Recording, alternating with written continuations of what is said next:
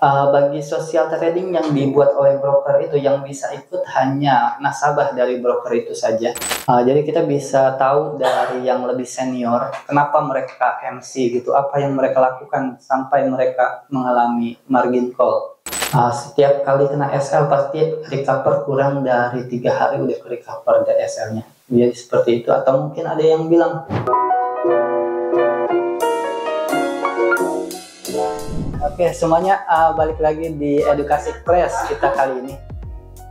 Bersama saya dengan Henry, riset analis PT Pelatihan Profit Internasional. Oke, di Edukasi Class kita kali ini kita tidak akan membahas tentang strategi trading dan juga kondisi market saat ini, tapi kita akan membahas tentang social trading. Jadi apa itu social trading? Mungkin ada yang bisa menjelaskan teman-teman di sini. Seperti MQ5 ya? Seperti MQ5, ya salah satunya. Jadi apa itu social trading itu? Jawabannya sudah ada di bawah tinggal baca, tapi secara garis besar adalah ya sesuai nama gitu, social trading. Jadi itu gabungan antara sosial media dan juga trading gitu. Tapi bagaimana kok ada sosial media dan juga trading digabung jadi satu menjadi social trading? Jadi intinya adalah pada saat tapi ada platform atau mungkin website atau ya wadah di mana tempat itu berkumpul para trader untuk bersosialisasi. Dan di dalam bersosialisasi itu bukan hanya tentang chat masalah nggak jelas gitu, tapi membahas tentang trading, membahas tentang strategi trading, dan membahas tentang keadaan pasar dan juga ide-ide trading yang mereka sudah analisa. Mereka saling berbagi, mereka saling membantu untuk melakukan analisa, dan bentuknya banyak. Mungkin tadi sudah ada yang bilang MQL5, ya MQL5 salah satunya, dan juga itu yang netral ya, MQL5 ya, TradingView juga. Jadi TradingView dan MQL5 itu yang netral. Tapi kenapa saya bilang netral itu ada, apakah kalau ada netral ada yang tidak netral gitu? Seperti apa yang tidak netral? Itu adalah social trading yang dibuat oleh broker. Jadi kenapa kita bilang tidak netral gitu? Karena bagi social trading yang dibuat oleh broker itu, yang bisa ikut hanya nasabah dari broker itu saja. Jadi jika mereka tidak menjadi nasabah di broker tersebut, maka tidak bisa mengakses social trading mereka. Dan biasanya itu berbentuk pump atau copy trade di dalam social trading mereka itu. Jadi buat teman-teman yang mungkin baru belajar trading dan belum mengerti trading tapi ingin cuan langsung gitu, itu bisa istilahnya memfollow trader yang lebih senior agar kita bisa open posisi sama seperti mereka open posisi. Dulu kita tidak bisa copy trade istilahnya secara langsung gitu, harus pakai EA atau expert advisor untuk melakukan copy trade. Tapi eToro itu memfasilitasi untuk kita copy trade dengan member mereka yang lain.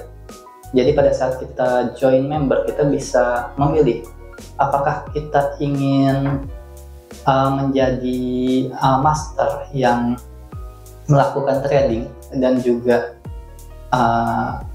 akan di copy trading kita oleh follower kita atau tidak. Atau kita ingin menjadi member supaya kita bisa copy dari trader-trader lain yang lebih senior. Iya, platform. Jadi itu salah satunya, itu yang bisa dibilang sudah sangat tua juga untuk di social trading itu, eToro. Oke, mungkin kita ke slide selanjutnya. Oke, jadi keuntungan dari social trading yang pertama itu transparansi yang tinggi. Semua informasi mengenai kegiatan trading tersedia secara publik, meningkatkan kepercayaan kepercayaan investor, Jadi kenapa yang dimaksud transparansi yang tinggi ini adalah Karena yang memfasilitasinya itu adalah pihak ketiga atau mungkin dari pihak broker gitu. Jadi kita tidak seperti kita titip dana ke teman gitu. Kita tidak tahu si teman itu melakukan tradingnya seperti apa. Tapi di sini yang pasti historinya ada semua. Jadi mulai dari historinya seperti apa, cara trading mereka seperti apa gitu, kita bisa pilih gitu mana yang sesuai dengan kepribadian kita masing-masing. Mungkin kita bisa bertemu dengan istilahnya penyedia copy trade yang gayanya itu atau stylenya itu scalping, tapi kita tidak suka scalping gitu. Jadi kita bisa tahu lebih awal gitu.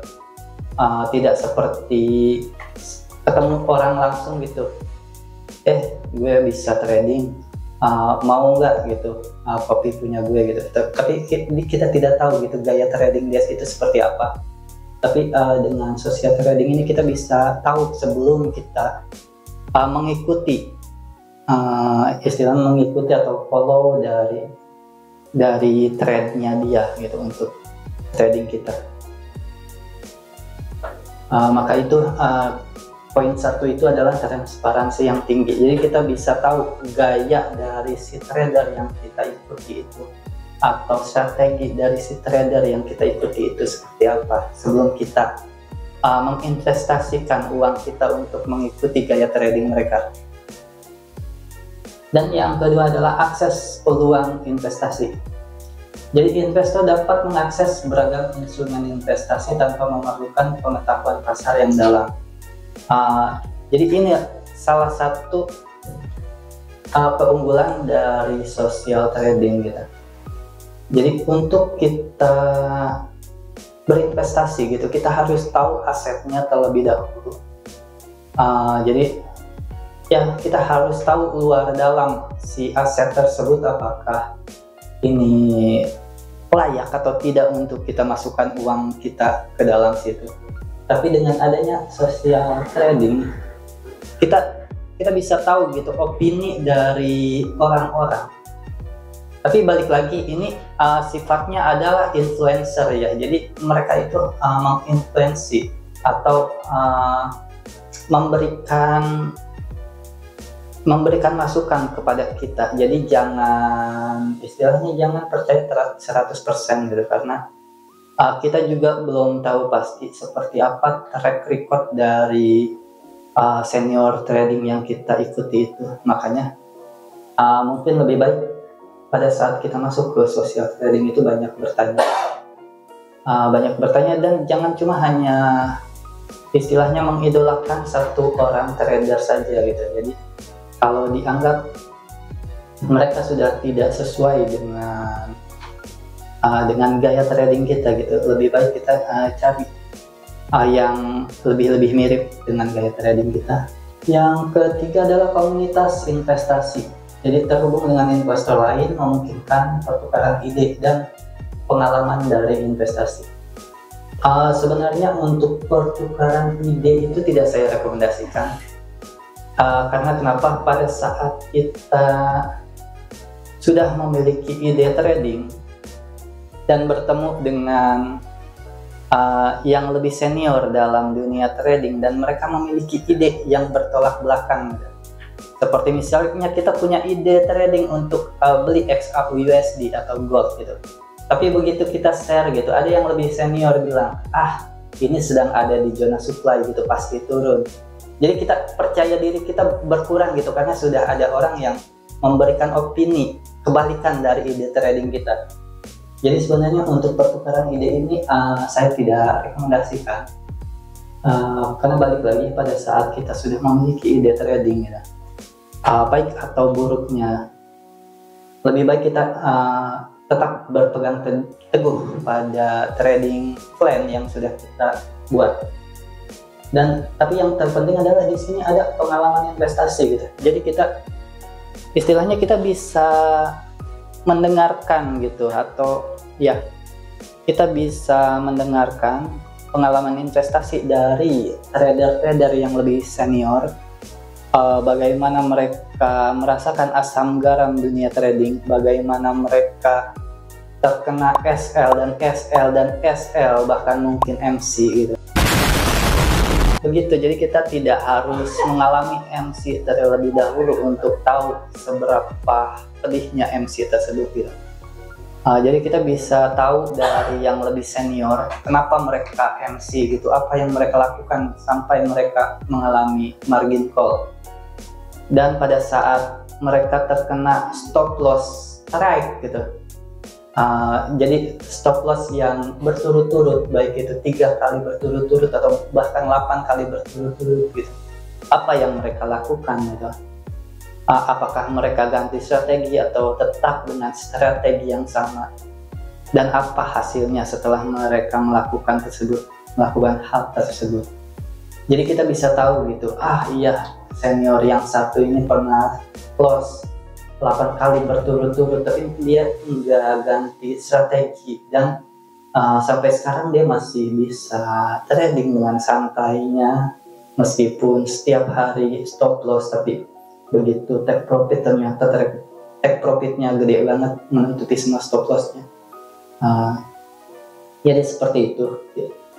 Jadi kita bisa bertukar pengalaman gitu dengan investor-investor lain atau trader-trader lain. Dan yang terakhir, mengapa social trading aman? Tapi ada tanda tanya ya. Mengapa social trading aman? Jadi ini bukan statement jika social trading itu aman, tapi pertanyaan gitu, mengapa social trading aman? Tapi bukan berarti social trading itu tidak aman. Jadi ya balik lagi, semuanya adalah tools gitu. Sama seperti pisau, bisa pakai buat masak tapi bisa ngiris tangan juga. Oke, jadi balik lagi ke pertanyaan, mengapa social trading itu aman? Yang pertama ya transparansi informasi.